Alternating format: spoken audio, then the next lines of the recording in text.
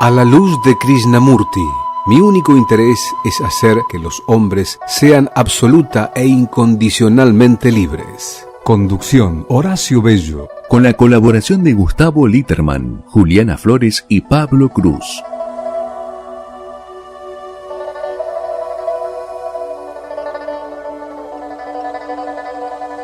Buenas noches, amigos, amigas. Un nuevo programa de A la luz de Krishnamurti en nuestro año 2026. Bueno, estamos empezando el programa. Hoy vamos a tener un programa de A la luz más breve porque menos cuarto vamos a hacer el pase con nuestros amigos del Bisturí. Hoy tenemos la vuelta triunfal de Juliana Flores. ¿Qué tal, Juli? Hola, buenas noches, ¿todo bien? Y acá con Pablito, que ya es como una costumbre que esté Pablito. Sí, pero hay que decir que la extrañamos a Juli. Sí, por supuesto. Hay que decir que se sintió. Sí, se sintió la ausencia. Entró el suplente, Sí. después se lesionó el suplente y bueno, tuvimos que estar con el equipo diezmado. Tuvimos que hacer como que no pasaba nada, pero bueno. Tuvimos que ir a la defensiva Pero para que... es hora de admitir que se sintió. El tema de hoy, vamos a hacer de cuenta que nada ha pasado, es el apego, que es un tema que lo hemos tocado directa o indirectamente muchas veces, porque nos apegamos a los temas. Como por ejemplo, ahora estamos los tres apegados a que las cosas salieran bien desde el principio y bueno, hubo desprolijidades. Y se apegaron las mesas. Y se también. apegaron las mesas y se apegaron las expectativas. Claro. Apegamos, como decía Flor, esta la verdad, apegamos. Bueno. Hoy va a ser un día. Nos van a retar de producción. Bueno,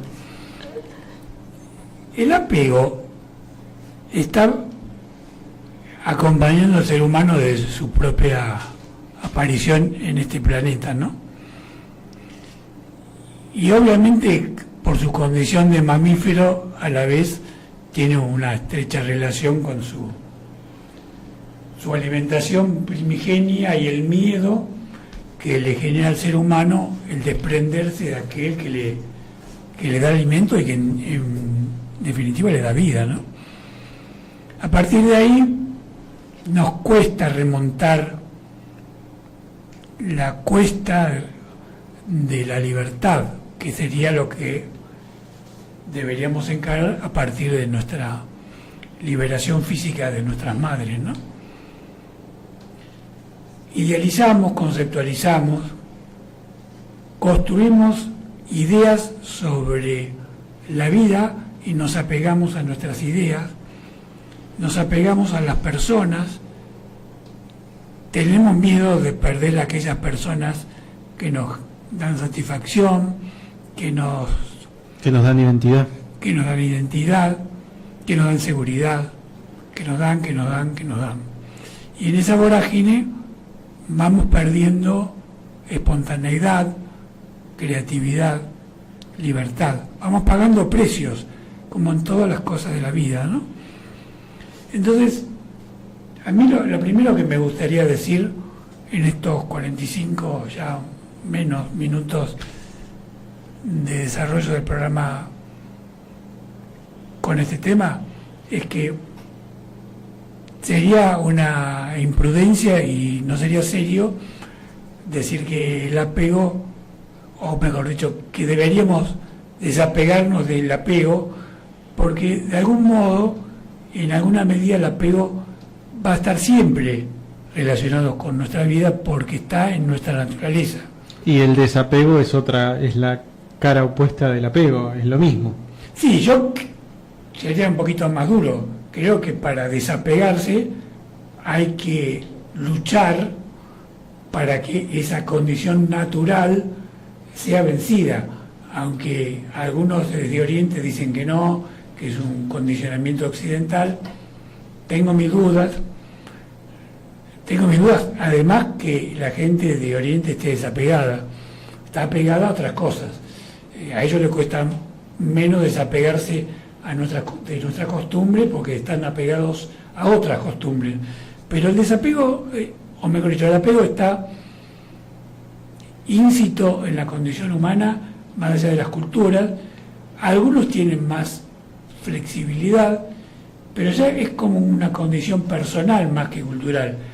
Cada uno de nosotros, en la medida que vamos adquiriendo más libertad de acción y más seguridad interna, tenemos más posibilidad de desapegarnos, y por el contrario, cuando más inseguros somos, cuando más condicionados estamos por las pautas culturales y familiares, el desapego es más difícil.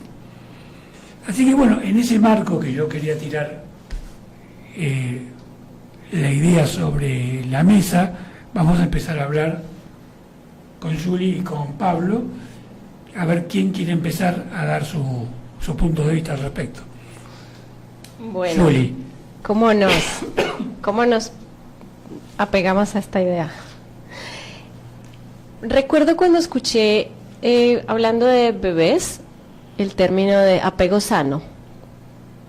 Estaba pensando en eso cuando te escuchaba, y existe que tal vez algo que podría yo nombrar como la connotación de eso que llamamos apego, ¿no? Hay apegos que son perfectamente sanos, necesarios, como el de un bebé, como el de un discípulo, como el de un alumno, como el de un... Sí, como cuando el vínculo así lo requiere, lo plantea y está dentro de parámetros, diría saludables, queriendo implicar que no hay toxicidad o que no hay afectación de las partes. Prácticos. Claro. Y considero que el apego, desde ese punto de vista, es hermoso, porque puede llegar a ser conductual, está como involucrando eso que se siente y que además también va hacia la acción. El apego implica acción en muchos casos y hace al vínculo, me parece que es un hermoso gesto. Luego podríamos hablar que con facilidad un apego mal llevado podría estarnos indicando cuestiones como posesiones, como obsesiones, como falta de responsabilidad emocional. Entonces creo que tiene como mucho, vamos a tener como mucho hacia dónde desarrollarlo. Sí creo que tiene muchos aspectos muy productivos. Un apego considero que puede traer mucho hacia ambos lados del vínculo dentro del cual se desarrolla un apego. Lo veo como algo muy... Me sale la palabra productivo, pero no sé si estoy siendo demasiado amplio en mi término. Llama a la acción. Llama a la acción, para mí llama a la acción y trae mucho beneficio para ambas partes. Creo que por ahí quería ir. Está siendo muy generosa con el concepto. ¿Sí? Bueno, vamos a recortémoslo. Vamos a pegarla con un fierro un poquito.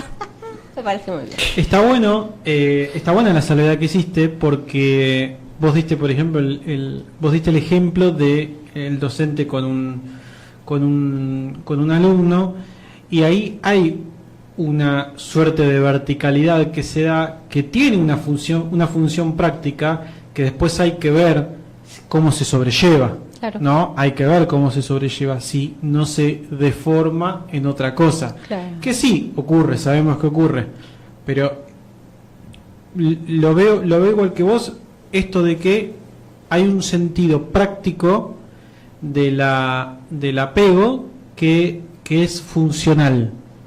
Como por ejemplo el apego a las normas de tránsito. Uh-huh. Es funcional.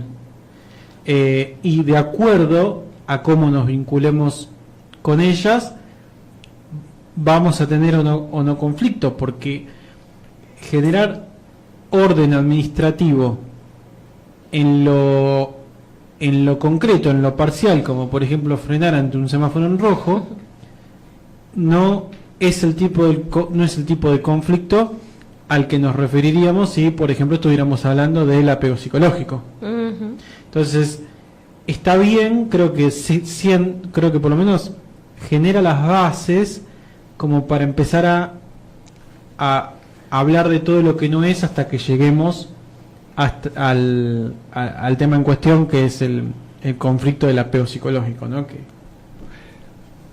tratando de buscar un equilibrio, ya que estoy en el medio, creo que, y un poco retomando el inicio del programa, hay una tendencia humana al apego, eso es indudable. El que no lo acepta no ve la realidad. Ahora, esa tendencia debería contestarse si es beneficiosa para nosotros o nos perjudica. Y ahí es cuando a mí me gustaría detenerme en algunas particularidades. Yo creo que, como dije al comienzo, el apego físico es necesario e inexorable en una etapa. Más aún, nuestra estructura anatómica exige el apego físico, cosa que no se exige en otras especies. Hay animales que salen a la vida y al día siguiente que salen tienen independencia física. Si mi memoria va por una línea sana, el humano es el único mamífero que si se queda solo recién nacido no sobrevive. Claro. Somos la única especie que no podría sin el apego. Y eso es un apego sano. Yo necesito de otro cuerpo humano, preferentemente la madre, pero es porque regula mi sistema, porque me alimenta, porque me da calor, porque me ayuda a respirar, me recuerda que tengo que respirar. Hay una secuencia de aprendizajes biológicos que hago y que son gracias al apego, a la cercanía. Y que en un momento de la vida fueron uno. Claro, exactamente. No nos olvidemos de eso. Es decir, hay un primer desapego traumático que es el nacimiento, que pasar de ser... El llanto que se produce cuando la criatura dice, ¿qué hago acá? No solamente ¿Quién me trajo? es cuando se entera que él no es la madre, Claro. que él es alguien separado de la madre. Pero ese no es al nacer, ese ocurre hay un proceso psicológico que creo que se da al año, es un proceso que se da luego. Durante todo ese tiempo el bebé sigue creyendo peor que se todavía. Claro, Peor más aún. traumático todavía. Porque más apego hay, porque vos creés que sos una sola persona cuando no lo sos. Entonces, a partir de esta realidad, un poco en este intercambio que estamos teniendo, vemos la dificultad del apego. Cuando yo le digo a un cliente, a una clienta, tenés que desapegarte. Qué difícil que es. Habría que ver cómo es ese discernimiento, ¿no? Cuando es un apego que está teniendo, lo que decía hace un rato, cuando es fructífero para todas las partes del vínculo y cuando es lo que tan de moda decimos hoy como tóxico o que afecta a alguna parte, porque se entiende que un bebé necesita a la mamá, pero cuando el bebé empieza a tener 20 años, Claro, 20 años sigue tomando la teta, claro. Y sigue viviendo de arriba, y estaría raro el apego ahí, pero Claro. habría que buscar. Ya sería otra cosa. Claro. Pero bueno, más allá de la ironía, ahí vemos la dificultad, no solo de la complejidad del desapego, sino a la vez la dificultad de ser realista con el tema. Porque como en muchos otros temas, a veces lo decimos, lo peor que hay es idealizar un objetivo cuando es tan difícil de lograr que lleva a la frustración. Entonces, sin ser un conformista, porque la idea es que en la medida que uno se desapegue es más factible que sea libre, hay que comprender esa dificultad, hay que saber de dónde partimos y a partir de dónde partimos ver qué estrategia puede tener un ser humano para ser medianamente libre y por lo menos verla, poder ver cuando está pegado, por qué está pegado, qué implica ese apego, tomar esa distancia tan saludable y tan sabia muchas veces de verse uno interactuando con los demás y tender a esa objetividad que muchas veces nos falta, ¿no? Entonces, en este campo creo que un poquito ordenada las cosas en cuanto a lo conceptual, sería interesante ver el desapego y los distintos roles que cumplimos en nuestra sociedad, ¿no? El apego o el eventual desapego de la familia, el apego o el eventual desapego de la pareja, eso es jodido.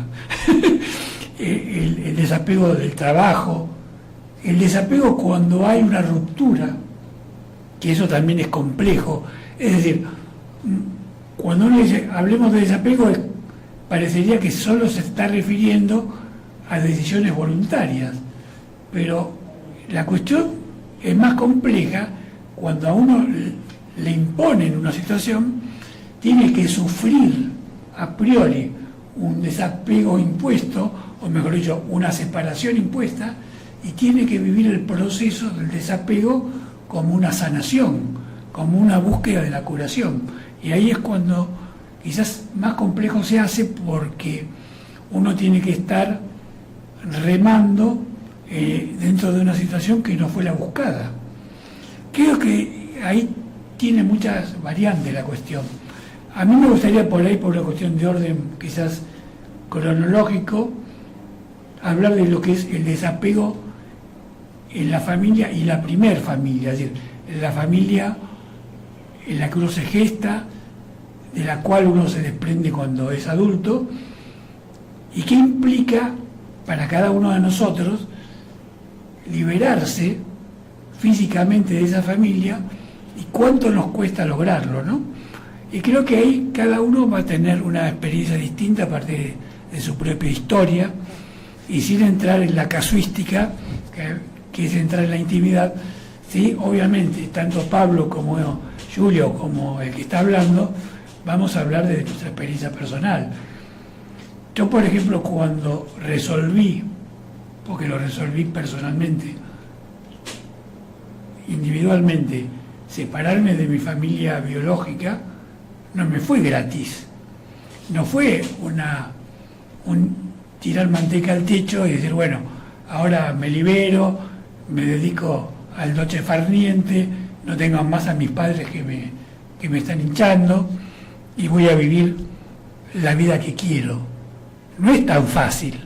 La vida que uno quiere exige una serie de compromisos y, lo más delicado, una serie de obligaciones que debe asumir.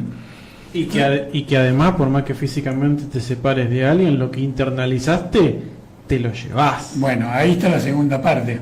Ese es el siguiente paso. Ahí está la segunda parte. Realmente te separás. Claro, ahí está la segunda parte, que tiene que ver con lo que dijo Pablo al comienzo de el apego psicológico.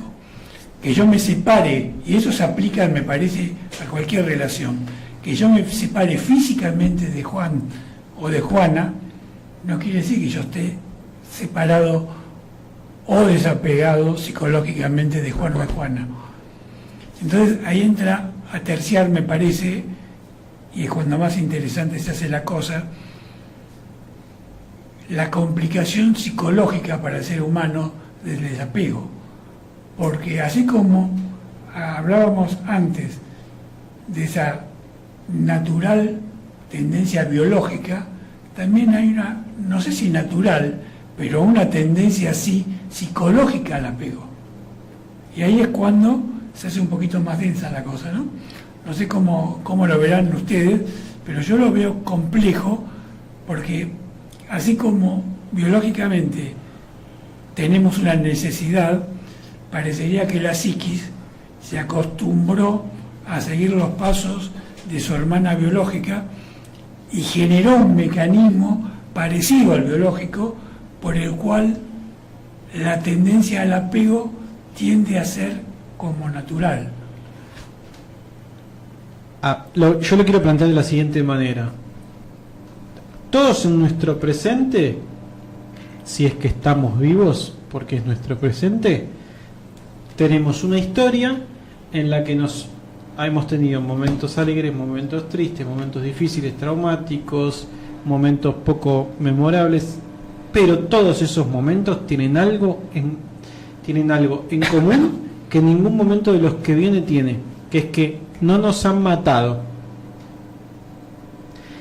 Por más feo que sea mi pasado y por más traumático que sea mi pasado, no me ha matado. Entonces, lo conocido tiene un deje de seguridad, porque cumple con aquel mandato principal de sobrevivir. Que la incertidumbre de todos los acontecimientos del futuro no tienen. Entonces, todos los eventos del pasado tienen eso en común. Entonces, apegarse al pasado o a los no cambios, como por ejemplo la dificultad de cortar con alguien, tiene que ver con eso, que es que todo lo que pasó me trajo hasta acá. Y voy a poner un ejemplo carnicero. Si yo tengo una familia disfuncional, puedo no querer irme de no querer salir de esa familia disfuncional, porque por más que me daña, no me mata. Ahora, la promesa o el potencial o la potencial mejoría del futuro es incierta. Claro. Entonces, me cuesta más lidiar con esa incertidumbre, que puede ser mejor, que puede ser más funcional, que con lo disfuncional que ya conozco, que no me mata y que cumple con ese primer mandato de sobrevivir o de perdurar o de seguir. Entonces, el apego tiene mucho que ver con estas cosas que pasaron, que afianzan esto que creo que soy. Pero también tiene que ver con un trabajo de mi universo, de mi mundo interior, de mi autoconocimiento, de la indagación que hago acerca de qué y quién soy. Si hablamos de biodecodificación, hay como tres principales líneas de que las aclara la biodeco, y es que la biología nuestra, nuestro cuerpo, nuestras células, tienen tres preceptos que son como que rigen todo el inconsciente: garantizar la vida, no morir y garantizar la reproducción. Y nuestro cuerpo biológico va a querer siempre sostener y reproducir todos aquellos actos, acciones y movimientos que generaron vida, garantizaron la vida, o sea que no trajeron muerte, y evitaron la muerte. Y eso, si lo vamos a investigar desde nuestro estado más consciente, podemos, a través de la memoria, llegar allí, a esos lugares. Porque cuando hablamos de que se tiene que garantizar la vida, se pueden garantizar desde un punto de vista que puede ser hasta trágico. Porque sí, lo que garantizó que yo viva es que durante el embarazo de mi mamá se murió mi abuelo, la garantía de mi vida es la muerte. Si me entiendes, empieza a haber ya otras cosas implicando. Y si lo que estoy apegada es a la creencia de que eso se tiene que garantizar, entonces ahí me parece que entramos a un nivel más profundo, y es el apego a las creencias, que tiene que ver con lo que tú estabas hablando de la psicología. Y claro, es ese punto en el que lo biológico y lo psicológico de repente entran a jugar en el tablero y son uno solito, y empiezan hasta que no haces un proceso de indagación, a funcionar desde lo inconsciente. Entonces tenemos un montón de situaciones en nuestra vida dándose repetitivamente, que las está generando nuestro inconsciente, pero nosotros no tenemos ni idea. Desde el consciente no tenemos ni idea por qué. Claro. Pero repetimos situaciones, y lo que está ocurriendo es que la biología está generando un montón de esto. Entonces, el apego que nombramos inicialmente, por eso yo nombré el discernimiento. Cuando mi creencia o el apego a mi creencia está siendo nocivo para mi propio desarrollo, está siendo nocivo, de hecho, para la armonía, para la vida en paz, para la salud del cuerpo, porque si lo que garantizó vida fue que había enfermedad, es también algo que se va a repetir. Claro, claro. Vamos a escuchar la voz de Estela Saavedra, una hermosa poesía muy significativa sobre el tema del apego, que creo que en cuanto a su contenido también nos va a permitir reflexionar en la última etapa del programa, que fue escrita por José María Toro. Así que le vamos a pedir a Sebastián que ponga en el aire esta poesía en la voz de Estela, y luego nos reencontramos en un par de minutos. Gracias. Las hojas no caen, se sueltan. Siempre me ha parecido espectacular la caída de una hoja. Ahora Sin embargo, me doy cuenta que ninguna hoja se cae, sino que llegado el escenario del otoño, inicia la danza maravillosa del soltarse. Cada hoja que se suelta es una invitación a nuestra predisposición al desprendimiento. Las hojas no caen, se desprenden en un gesto supremo de generosidad y profundo de sabiduría. La hoja que no se aferra a la rama y se lanza al vacío del aire sabe del latido profundo de una vida que está siempre en movimiento y en actitud de renovación. La hoja que se suelta comprende y acepta que el espacio vacío dejado por ella es la matriz generosa que albergará el brote de una nueva hoja. La coreografía de las hojas soltándose y abandonándose a la sinfonía del viento traza un indecible canto de libertad y supone una interpelación constante y contundente para todos y cada uno de los árboles humanos que somos nosotros. Cada hoja al aire me está susurrando al oído del alma: suéltate, entrégate, abandónate y confía. Cada hoja que se desata queda unida invisible y sutilmente a la brisa de su propia entrega y libertad. Con este gesto, la hoja realiza su más impresionante movimiento de creatividad, ya que con él está gestando el irrumpir de una próxima primavera. Reconozco y confieso públicamente ante este público de hojas moviéndose al compás del aire de la mañana que soy un árbol al que le cuesta soltar muchas de sus hojas. Tengo miedo ante la incertidumbre del nuevo brote. Me siento tan cómodo y tan seguro con estas hojas predecibles, con estos hábitos perennes, con estas conductas fijadas, con estos pensamientos arraigados, con este entorno ya conocido. Quiero en este tiempo sumarme a esa sabiduría, generosidad y belleza de las hojas que se dejan caer. Quiero lanzarme a este abismo otoñal que me sumerge en un auténtico espacio de fe, confianza, esplendidez y donación. Sé que cuando soy yo quien se suelta desde su propia conciencia y libertad, el desprenderse de la rama es mucho menos doloroso y mucho más hermoso.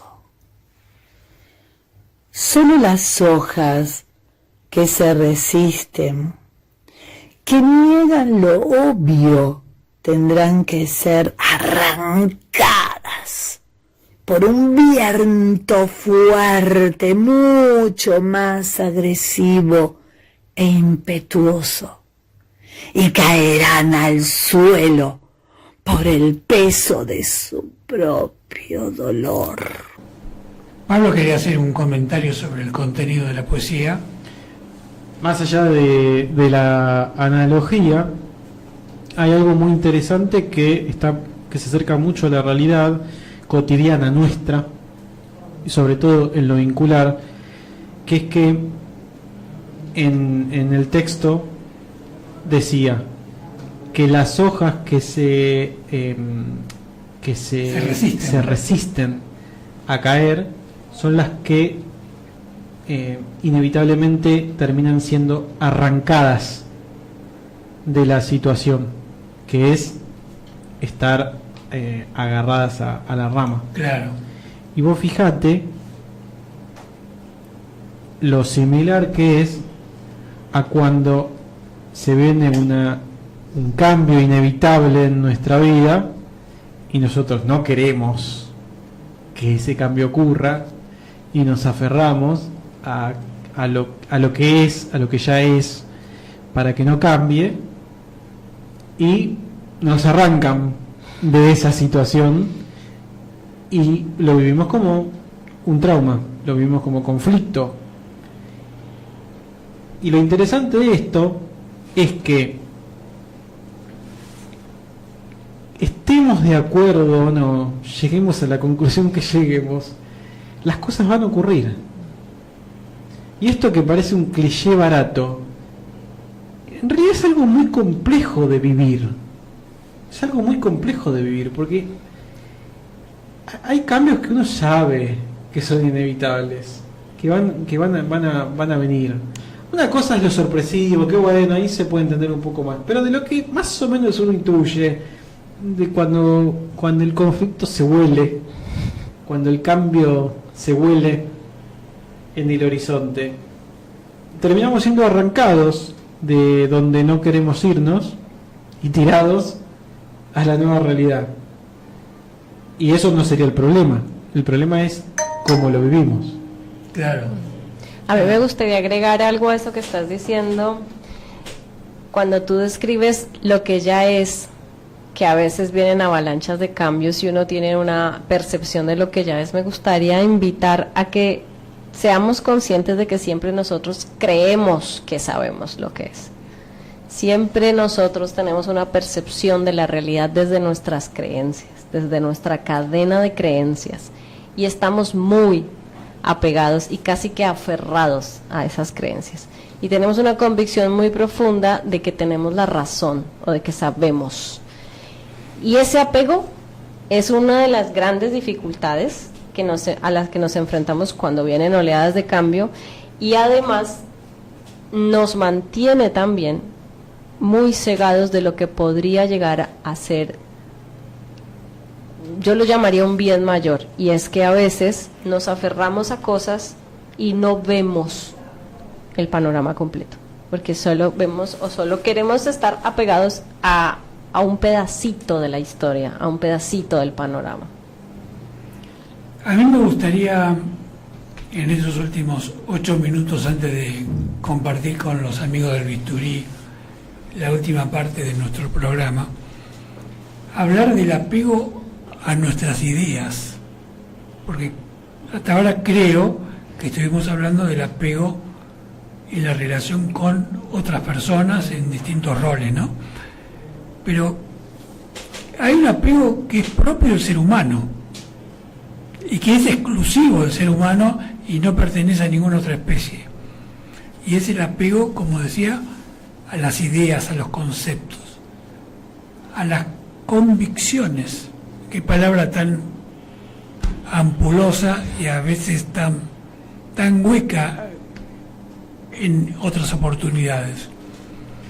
Fíjense que por lo pronto vamos construyendo en nuestra vida cultural, social, de relación, ideas sobre cómo es la vida, cómo se debe organizar nuestra familia, nuestra sociedad, nuestro país, el mundo, cómo concibo el desarrollo de mi existencia, cómo concibo la idea de la muerte, cómo concibo la crianza de mis hijos si los tengo. se van acumulando una serie de libritos en nuestra biblioteca mental que son los que teóricamente guían nuestra conducta. Y salimos a la vida con esa biblioteca y en general, como se dice muchas veces, los papeles se nos queman en la mayoría de los casos. ¿Y por qué se queman? No se queman porque yo soy un tarado, se queman porque la dinámica de la existencia tiene una plasticidad que la biblioteca no tiene. Que la biblioteca no tiene la velocidad para adaptarse al cambio que es propio de la vida. Y ahí es cuando sufrimos el conflicto, porque tenemos por un lado el resultado obviamente negativo del choque y por otro lado, un poco volviendo a lo que había dicho Pablito, a la resistencia a aceptar que tengo que dejar ciertos libros porque no son aplicables a la vida, ¿no? Entonces, creo que... No solamente eso, perdón Sí, que sí, no. te complemente. Quizás tengo que dejar algo que anteriormente sí era aplicable. Digamos, ponele, como se dice hoy. Es que ahí va el desapego. Ahí necesito Claro. desapegarme a eso que creo que tiene Claro, que ser. en algún momento creíste que fue útil, porque si O si no fue- estarías apegado. O lo fue, o no fue, pero necesita un cambio, una evolución, una renovación, una vuelta de rosca, diría un argentino. Pero lo que fue útil en el pasado es muy difícil de enfrentar, que deja de ser útil en el presente. Sí. Es muy difícil de enfrentar eso. La mente no comprende cómo algo que funcionó antes y que aplicándolo tuvo los resultados que se esperaban, de pronto no tiene un rol en la nueva dinámica. Caduca. Rompe con toda creencia, Sí, rompe con el funcionamiento. sí, totalmente. En muchos aspectos pasa eso. Creo que en esta situación, en esta descripción, lo que tenemos que plantearnos es si no ha llegado el momento en que el ser humano adopte una actitud distinta frente a la construcción de sus ideas. Porque la cuestión no pasa, desde mi punto de vista, por saber si las ideas son buenas o son malas, sino pasa por la médula de la gestación de las ideas. Y es, las ideas de por sí tienen que tener en su propia estructura la capacidad de adaptarse a las distintas circunstancias, porque la vida es cambio. Y creo que el ser humano no ha comprendido a lo largo de la historia aquello que a veces conceptualmente lo enunciamos, pero que no lo podemos llevar a la práctica. Por ejemplo, cuando una pareja termina, y lo he visto en muchos casos, es como que los dos saben que la pareja llegó a su fin, pero se resisten a dejarlo porque es más grande la idea del mantenimiento de la pareja que la realidad que los está abrumando en el momento presente y que le está marcando que el final es irreversible. Pero la idea a veces es más fuerte que las mismas circunstancias de vida. Es como un apego a la forma, que la forma no cambie. Apegarse a ese desapego, ese proceso, se experimenta como algo profundamente doloroso. Claro. Y no se comprende el dolor como el medio que te lleva a la transformación. Se comprende como algo que se debe rechazar. Entonces se pone Como peor. una amenaza. Se pone peor, claro. Claro, exactamente. Entonces, ahí es cuando tenemos que quizás profundizar en cómo se construyen las estructuras de ideas en la psiquis humana y qué es lo que a la luz de Krishnamurti deberíamos encarar. A mí me parece que lo primero que debemos encarar es la convicción del dinamismo de las ideas. Y para llegar a esa convicción tenemos que incorporar una palabra fundamental, que es la relatividad de nuestras ideas.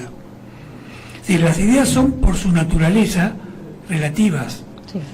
por más que sean perfectas en cuanto a la descripción de los fenómenos, pero son relativas. Entonces, estamos teniendo una invasión extraterrestre. Pero vamos a llevarla con fuerza y con templanza. En convicción. Mientras se sientan nuestros amigos del bisturí y vamos a empezar el programa, quería terminar de redondear este concepto. Y quizás lo podemos hacer en un programa siguiente. Las ideas no son ni buenas ni malas, sino que son circunstanciales. Y en la medida que aceptemos la circunstancialidad de las ideas, quizás esas ideas puedan servir de mejor manera a nuestra vida. Bueno, y ahora sí, damos por finalizado formalmente nuestro programa exclusivo y le damos la bienvenida a nuestros amigos del bisturí. ¿Qué tal, muchachos? ¿Cómo andan? Buenas noches, ¿cómo andan? Buenas noches. Perdón ¿Qué tal? El ingreso... Intempestivo. Sí, Clandestino. no, sí, fue... no fue planificado. No, yo pensé que no había pagado la cuota, ¿viste? Me estaban desalojando. Un desalojo. Ustedes saben que nuestros pases son totalmente improvisados. Claro, Con lo cual- porque como somos espontáneos, pero como es el tema del bisturí, de que por ahí el bisturí empieza a operar antes de tiempo y... Claro, es verdad. No, bueno, Bueno. acá estamos. Bienvenidos. A la luz de Krishnamurti, mi único interés es hacer que los hombres sean absoluta e incondicionalmente libres. Conducción Horacio Bello. Con la colaboración de Gustavo Litterman, Juliana Flores y Pablo Cruz.